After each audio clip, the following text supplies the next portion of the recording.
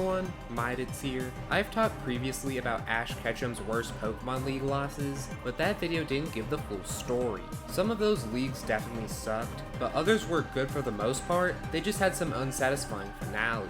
In this video, I'm going to rank Ash Ketchum's Pokemon League conferences from worst to best, and my final choice might come as a surprise if you know my opinions on the series. So I hope y'all enjoyed today's video, and let's get straight into this. Is there ever going to be a time when Unova isn't in last place? Ash vs Trip in the first round is a bold choice, especially since it's a 1v1. I know Trip kind of sucks as both a character and rival, but it seems like even the writers didn't care about his story, so they just wrapped it up as fast as possible. Ash vs Stefan.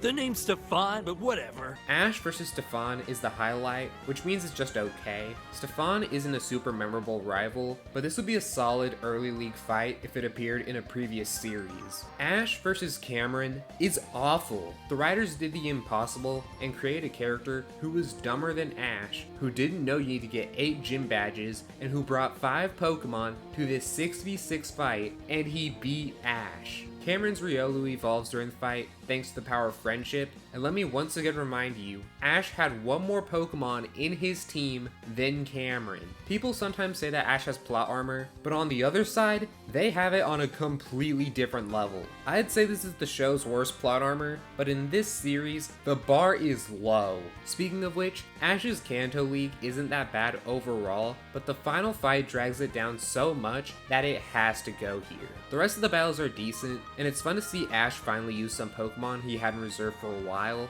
I always found it hilarious that Ash caught Krabby, never used it until the Pokemon League, and it proceeded to sweep a 3v1 and evolve. Then, we get to the Richie fight, where the biggest problem in the Gen 1 series rears its head. The writers did not care at all about maintaining any consistent battle logic. Although I have to first mention Ash getting kidnapped, with literally no one caring, and the battle just continuing. For Richie to even stand a chance, Ash had to be severely kneecapped, with a bunch of his Pokemon being tired. Things only get worse when Butterfree uses Sleep Powder on Squirtle, which somehow counts as it being knocked out. The show constantly spits in the face of game logic, but this is easily the worst example. Then, there's Charizard ignoring Richie's Pikachu, which counts as a disqualification. This feels downright mean, as the crowd starts heckling Ash, and after the fight, Misty criticizes Ash's attitude after losing the most unfair fight in Pokemon history. Ash accepting failure isn't a bad lesson, but it is executed so poorly that none of this feels like his fault. It also does a disservice to Richie, who got 8 gym badges, but feels so incompetent that this was the only way he could beat Ash.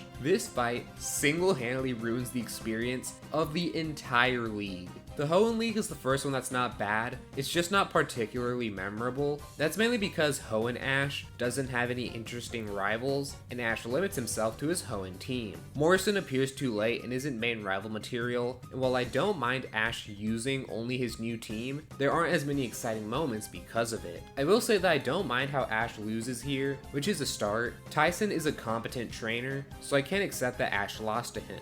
Next up is Alola, where Ash actually wins. While I like this league, it has some problems. My biggest issue is with the league itself, where literally anyone could enter. There are no gyms, but beating the island trials should have been a requirement. It makes Ash's victory feel like less of an accomplishment when some trainers didn't even have a full team of 6. The Battle Royale idea was cool, and while they almost pulled the Sleep Equals knockout thing again in the Hal fight, the Guzman and Gladion fights make up for it. Also, while the Alola League is kinda weird, as this is technically not part of the tournament, Ash vs Kukui is still a top tier fight. Alola is a solid Pokemon League, but some things hold it back from being higher, and I wish that Ash's victory felt more earned. This one seems pretty controversial, and while I definitely see some flaws, I still like the Masters 8 tournament in Journeys. Ash vs Steven is admittedly a weird choice since they barely interacted, but Steven is super popular in Japan, so that's why the choice was made. I think that both Ash vs Cynthia and Ash vs Leon are great, and I don't agree with the complaints that Ash had plot armor. He's been through so much and learned so much throughout this series, and this feels like a natural conclusion.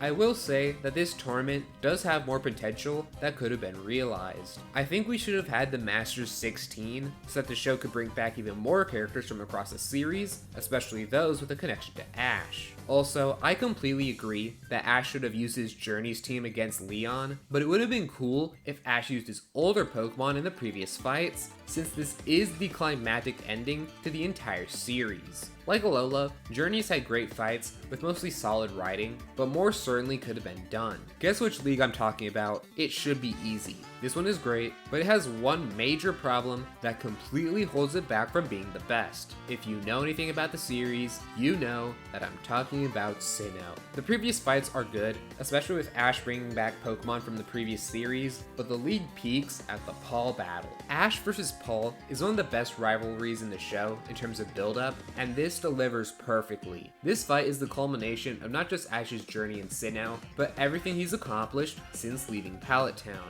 and this fight easily makes Infernape one of Ash's best Pokemon. Then there's the battle immediately after. I don't think I've seen such a nosedive in quality since a few episodes later. Tobias appears at the start of the Sinnoh League and shows up with a Darkrai. Insert every Game Shark joke here. Admittedly, Sceptile defeating Darkrai is an awesome moment, especially for a Pokemon that was brought back after its series ended. Pikachu also ties with Latios, but doesn't matter because he was the last member of Ash's party. Tobias manifests out of thin air, is the most powerful character we've ever seen, and disappears as fast as he appeared without a trace. This does not feel like Ash lost in a fair way. It feels like the universe was conspiring against him, which it was. It's a really sour note to end the series on, considering both the quality of what came before and what came after.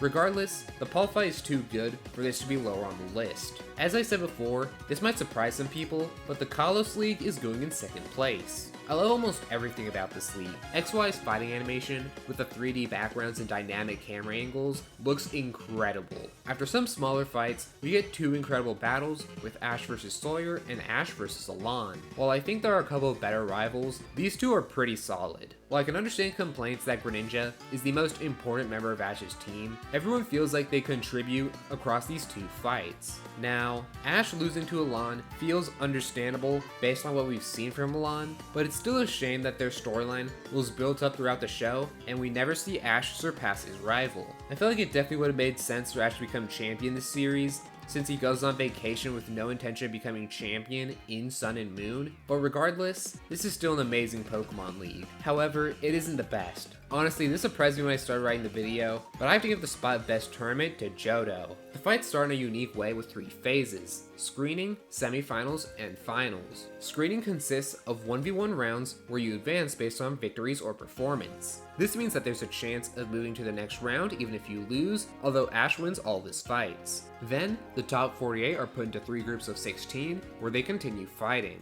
3 points are awarded for victory, and 1 point is awarded for a draw. As you can tell, this is really different from the other Pokemon leagues, and that's part of what makes it so cool. Ash wins 1 round and ties in the second, which allows him to move forward. Then we get one of the best fights in the show, and the best fight in the original series: Ash versus Gary. This has been built up over the past 5 seasons. Gary has always been ahead of Ash and lorded it over him, although Gary took a massive hit to his ego after losing in the Kanto Pokemon League, and the two of them have grown substantially since episode 1. While it is odd that this is the only 6v6 in the show where Ash doesn't use Pikachu, it's all made up for by the return of Charizard. Ash's decision to let go of Charizard feels completely justified with how much of a powerhouse Charizard is, and this feels like the writers making up for the lackluster ending of the Kanto League. While Ash has a solid team, Gary has also changed a lot, and he knocks out 5 of Ash's Pokemon while still having 3 left. And what follows easily puts Charizard as one of Ash's best Pokemon. He knocks out Scizor, which is admittedly not that crazy due to the type advantage. He then defeats Golem, which is far more impressive, and we then get a matchup between the original mascots on the box arts of the first Pokemon games, if you ignore Red and Green, Charizard and Blastoise. It's hilarious how the announcer calls Ash's strategy insane when it's genuinely genius. Ash heats up the battlefield to the point that it starts melting, leaving Blastoise unable to move. Blastoise then uses Hydro Pump to cool down the field, but this creates steam that allows Charizard to get close to Blastoise. While Ash has made some great strategies, a lot of those come from gym battles, so this is easily the smartest thing he's done in the league. Finally, Charizard uses Seismic Toss as Blastoise uses Bite, and while both of them are at their limit, Blastoise goes down. This show has had a bad track record with Ash's losses, but his loss against Harrison is also pretty reasonable. He does appear around the end of the series, but his team is reasonably powerful, although not too over the top. While it was a very close match, it shows that Ash has become a good trainer, but he has a lot left to learn before he can become the best. Through Johto's interesting adaptation of the Pokemon League format, its success in wrapping up a storyline half a decade in the making, and its reasonable conclusion to a fight that sets up the next era, it wins a very close competition and claims the title of the best anime Pokemon League. Unless I gaslight myself into thinking Greninja won. I hope y'all enjoyed today's video. If you did, check out some other content. If you really did, subscribe so that you know when future content comes out. That's gonna be it for now, and I'll see you all in the next one. Take care.